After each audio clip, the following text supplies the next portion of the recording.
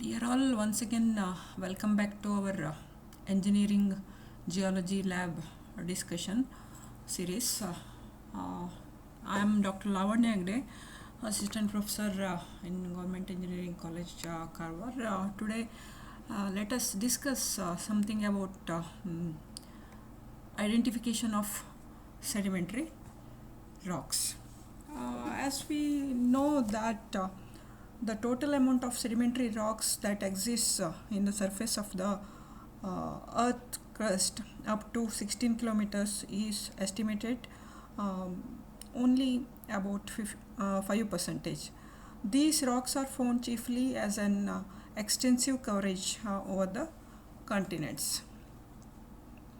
So sedimentology is studying about sedimentary rocks which have derived from the different types of processes and the depositional condition and rock units and relation of individual rock units in a basin into coherent understanding of evolution of sedimentary sequences and the basin and Earth's geological history as a whole. So sedimentary rocks are formed in places where there has been water once upon a time. Dead animals, plants, and pieces of rocks or minerals are carried to these places by wind, water, ice, and even the gravity. These sedimentary rocks are the indicators of geological processes, uh, as well the environment or the tectonic event of that time and geological history, as we already told. And these sedimentary rocks contain the economical mineral resources such as coal, petroleum, and natural gas, iron, gold, aluminum, uranium, diamond, etc. The only the sandstone, which is a main type of sedimentary rocks, contains almost more than 65 percentage of petroleum deposits. So, the rock cycle once again clearly explains how the sedimentary rocks have been formed by the upliftment and exposure of pre-existing rocks to weathering and erosion, which forms the sediments. So that sediments have been transported and deposited, and they undergo lithification to form sedimentary rocks. So formation of sedimentary rocks involves following processes. The first one is weathering. When the rocks of pre-existing types, it may be igneous, metamorphic, or sedimentary rock, which has been exposed to the surface, they undergo the physical and undergo the action of physical and chemical processes. Thereby they get broken down, they disintegrated or they decomposed. uh, and the next one is erosion. It's a process by which the wind, water, ice, or gravity transports the sediments, the weathered sediments, loose sediments, from one location to another. So transportation is same thing, the movement of sediments from one location to especially the favorable most low gradient site of deposition. So the deposition is next process after weathering, erosion, and transportation. Here, this in this process, the accumulation of old sediments at favorable sites, that is sedimentation, takes place. After sedimentation, there is a process called diagenesis.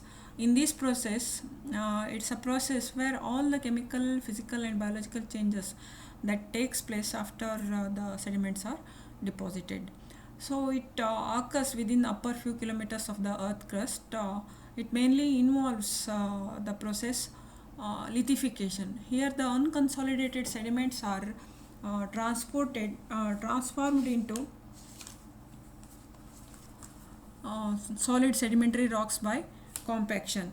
Compaction occurs when the weight of the overlying layers compresses the sediments below. As the grains of sediments are pressed closer and closer together, there will be very considerable reduction in the pore spaces and as well as the volume also.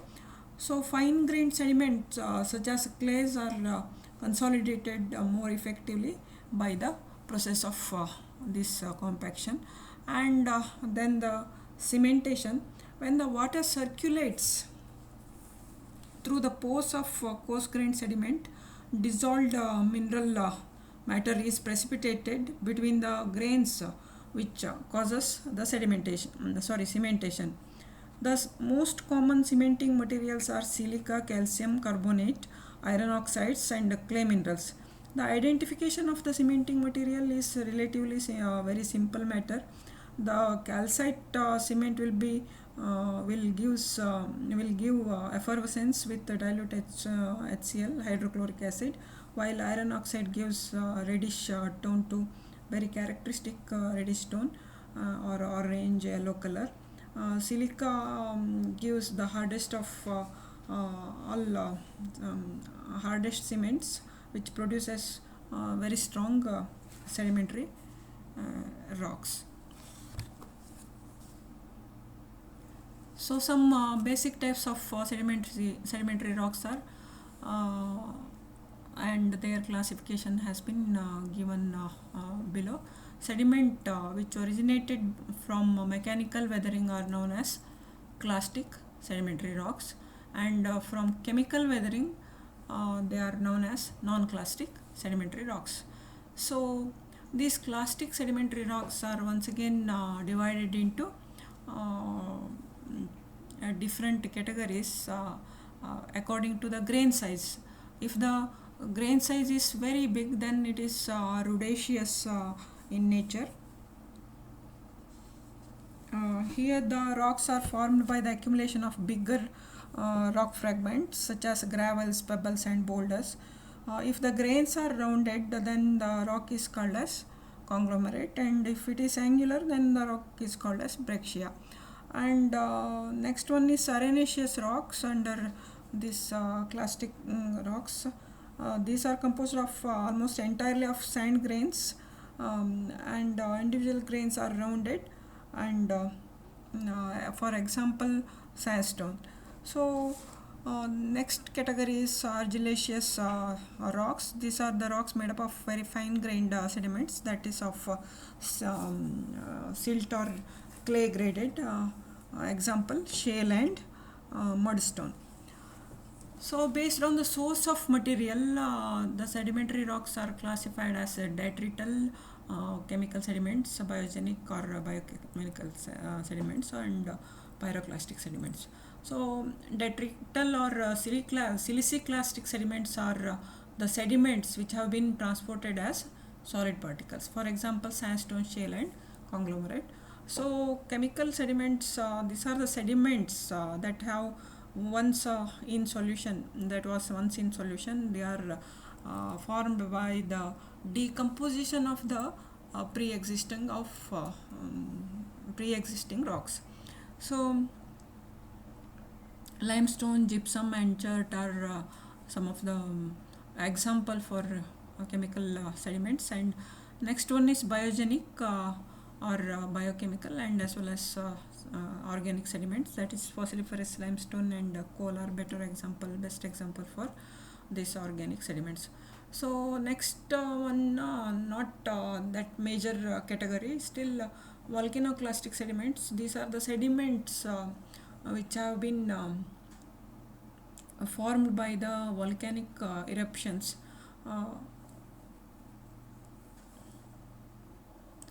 So this table gives the classification of sedimentary rocks according to their texture, grain size, and composition, and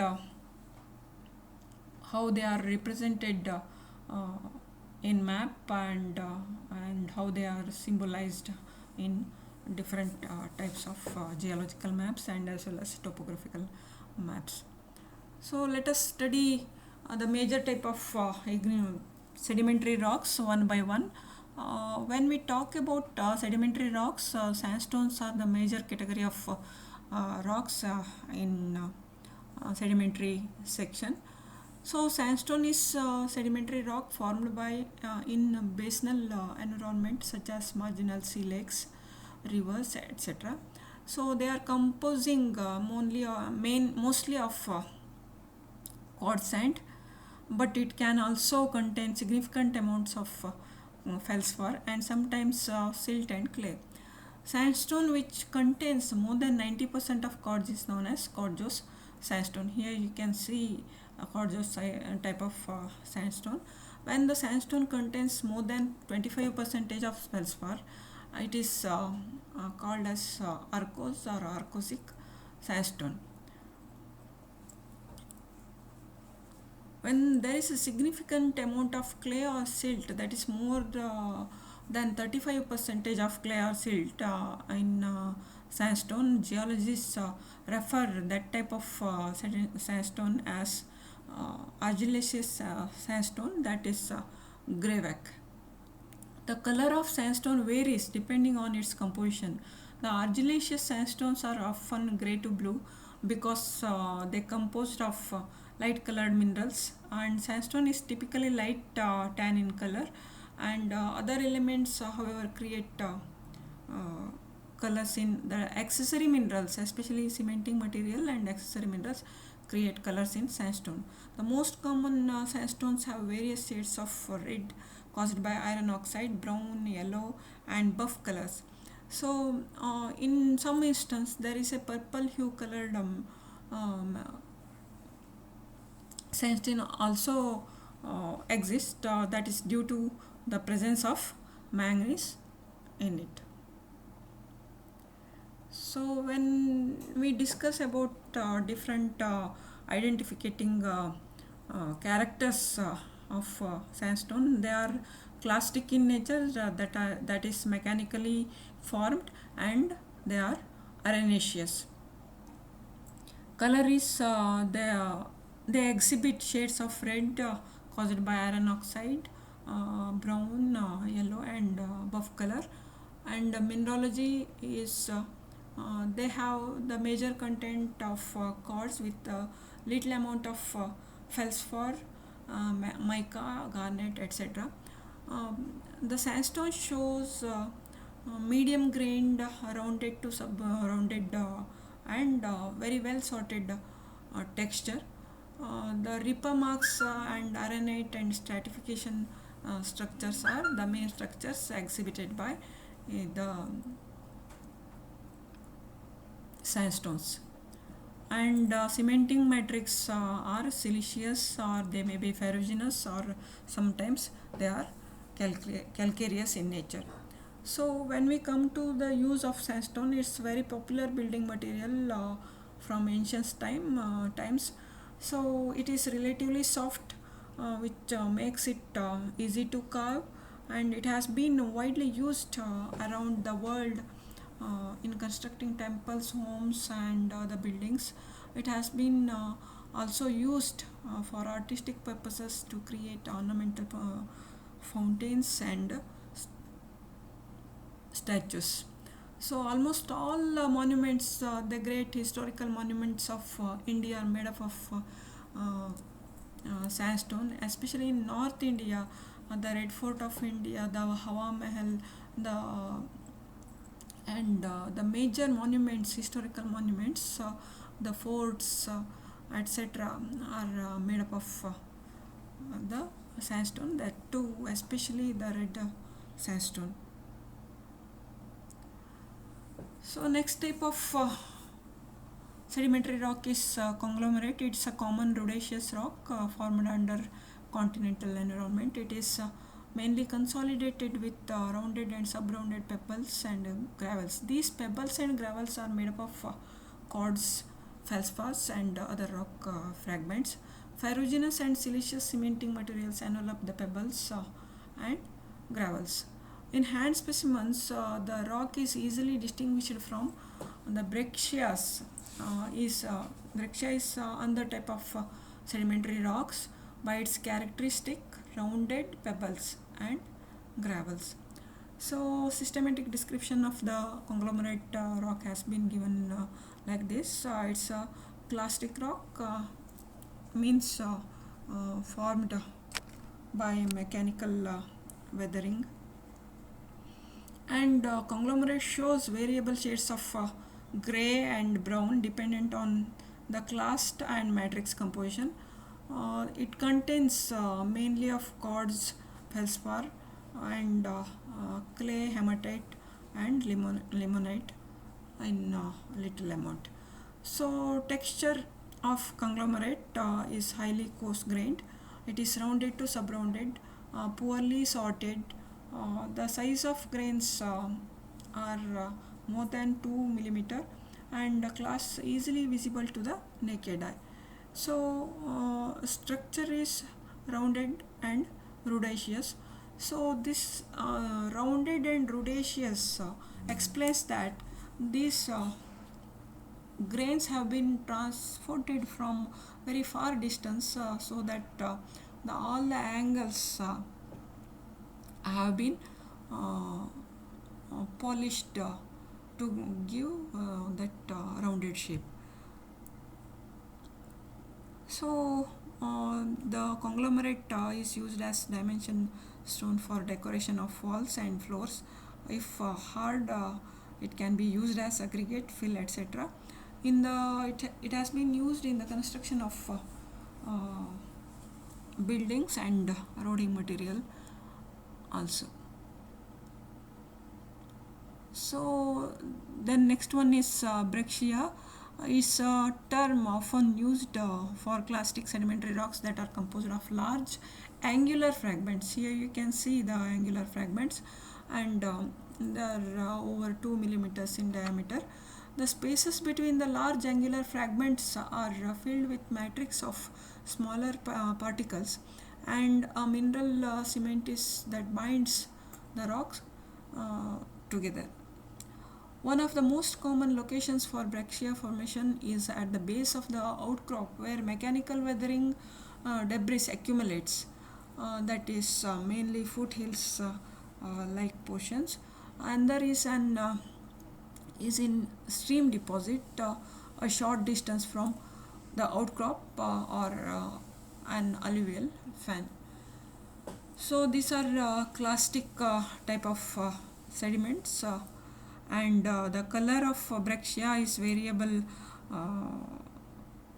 shades of gray, brown, and which dependent on the clastic material and matrix composition.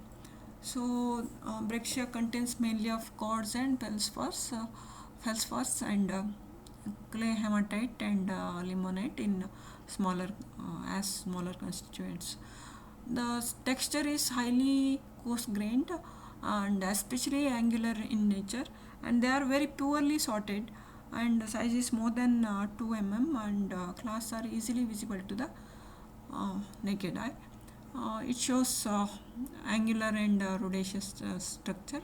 The matrix may be ferruginous or siliceous in nature. So shale is one more important type of sedimentary rocks, which is a fine grained argillaceous sedimentary rock that have been formed by the consolidation of beds of mud, clay, or silt. Shales are often soft and they can be scratched by the knife. They exhibit the perfect but thin layering. Here we can see the perfect layering, and they are clastic in nature, and the color of shale is variable, like gray, brown, black, chocolate color, etc. The mineralogy of shale is mainly consists of kaolinite, montmorillonite, illite, and small amount of quartz, chlorite, mica, etc. The texture is, it has been clear from these photos that it is fine grained, and size is less than 0.01 millimeter, which is very poorly sorted, and structure which can be showed or shown in shale is thin layering. Matrix of shale rock is calcareous, ferruginous, and carbonaceous. There are varieties of shales depending on the major material in that major the composition in it. First one is calcareous shale. Here the predominant mineral is calcium carbonate. So ferruginous shale, considerable amount of iron oxide will be there in that type of shale. Carbonaceous shale, considerable amount of organic matter, and in siltstone it contains a compact silt of size 0.01 to 0.1 millimeter.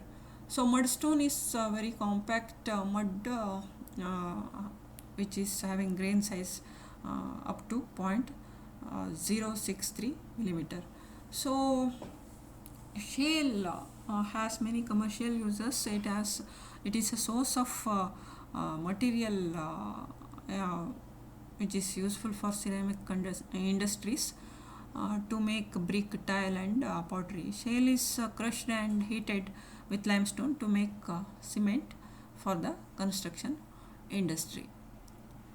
So laterite you may have seen in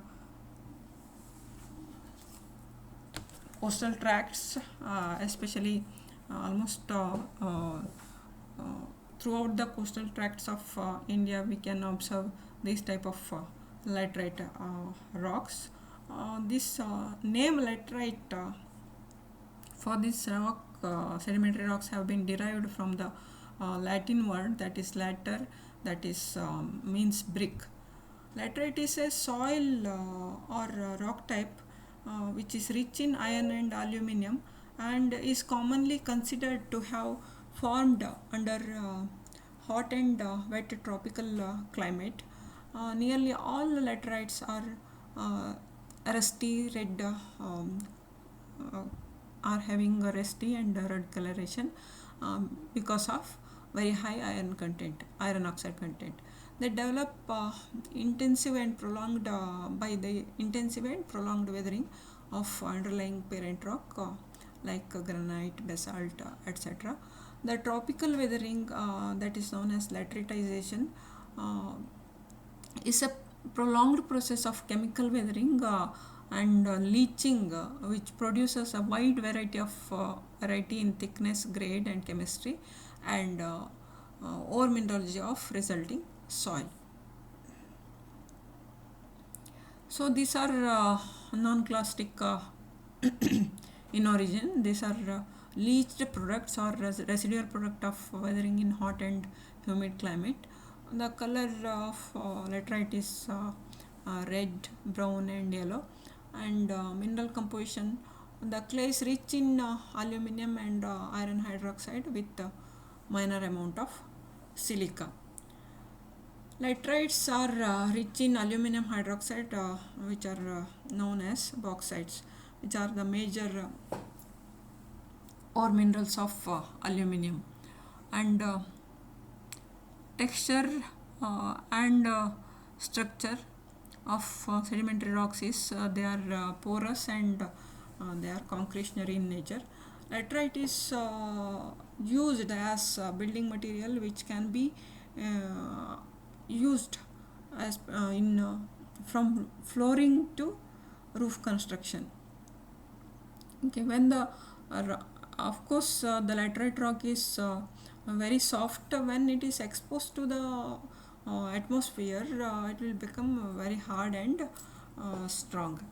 A low grade bauxite which is rich in iron and aluminum is used in acid solution followed by precipitation to remove the phosphorus and heavy metals at several sewage treatment facilities. So laterite takes an important part in sewage treatment processes. So one of the major type of sedimentary rocks is limestone, which is a fine grained sedimentary rock that has been formed by the precipitation of calcium carbonate solutions which are derived from the seawater or organically, and they exhibit fine grained texture. They often contain fossils. Limestones are identified by their softness, effervescence with dilute HCl acid, that is hydrochloric acid. If a limestone contains very high content of dolomite, that is CaMgACO3 twice more than that is more than 90%, then calcite less than 10%, then it is called dolomite. The systematic description of limestone is given below. It is non-clastic. Uh, it is formed chemically or organically, and the color of limestone is variable, like white, gray, cream, chocolate, etc.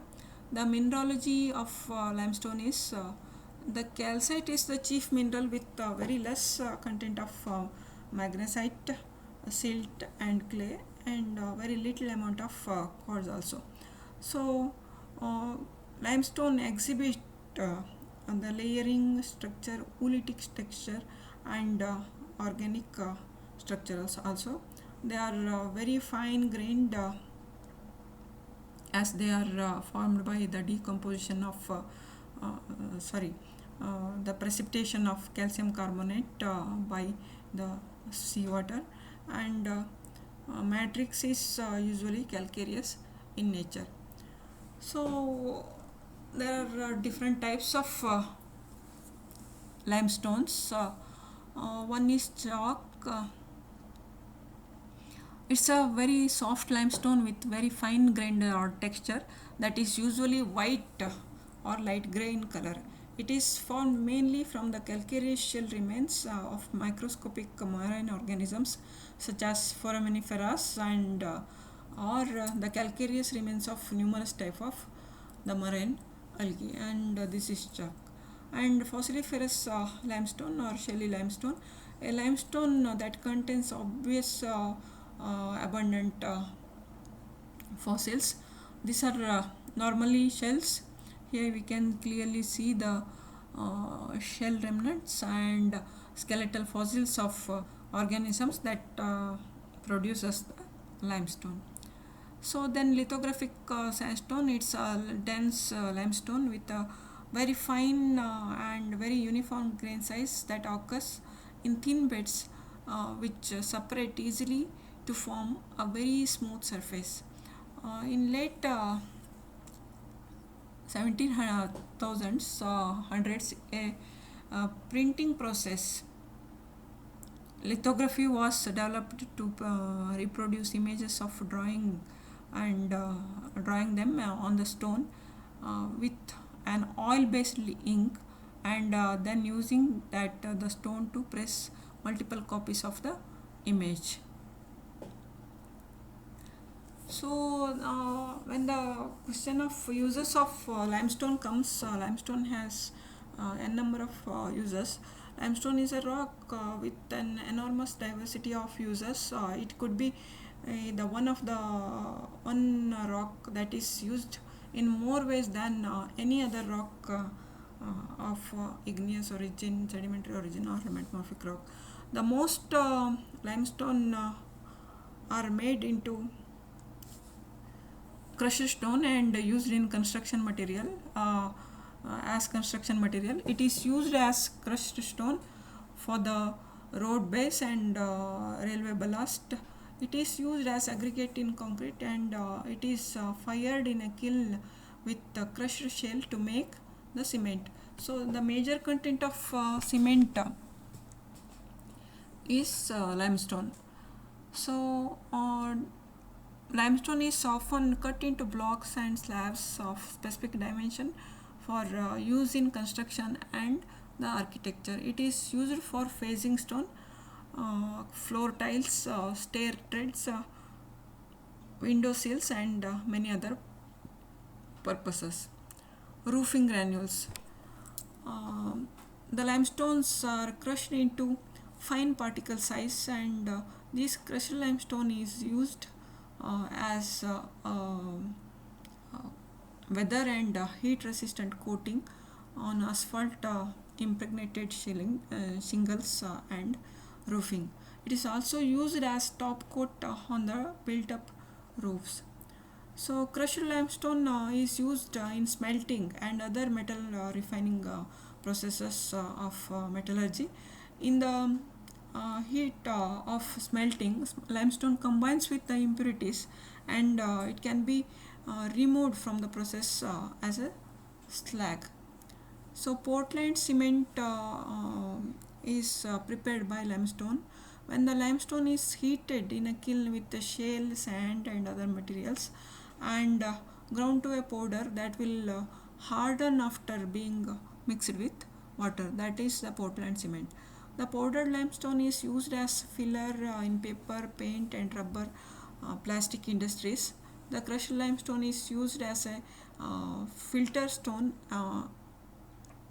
in one site sewage disposal system, and the powder limestone is also used as the solvent, the substance that absorbs pollutants at many coal burning facilities.